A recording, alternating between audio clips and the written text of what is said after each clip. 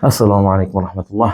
Bizni kuzatuvchi kanalimiz a'zolari, men Muhammadjon tabib, asalariga chaqirib davolash markazining bosh tabibiman.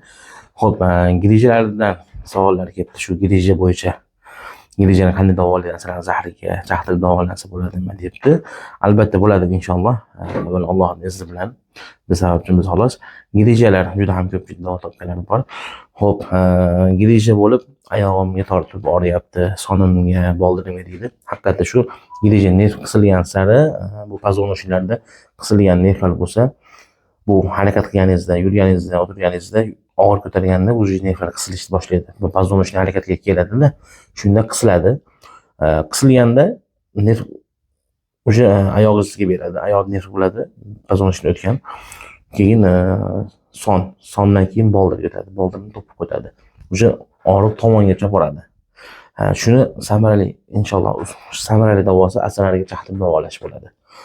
Chunki qisilgan nervda asalari zaharida shunaqa element modda bor. 75 xildan ortiq element modda bor zaharida. Shu zahar so'rdirib beradi. Qisilgan nervlarni ochib beradi. Poзвоночник oldingi holatiga qarab o'z holatiga qaytadi. Bu poзвоночникlar suva yemilishi deb tashxis ham qo'yadi hozir artroz deb. Shularning ham davosi bor.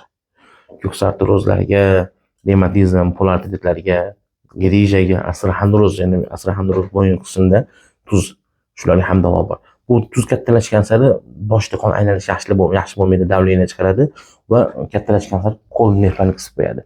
Qo'llar uyushib qoladi, tepaga ko'tarish holatlari sustroq bo'lib qoladi. Shularga inshaalloh tabiiy shu samarali usul asalariga chaqirib davolash bo'ladi. Alloh barchaga shifo bersin. Bizda Muhammadjon tabib deb ijtimoiy tarmoqlarga, ya'ni Telegram, YouTube kanallariga yozsa chiqadi. Davo topgan bemorlarimiz ham bor. Alloh barchaga shifo bersin, salomat bo'linglar.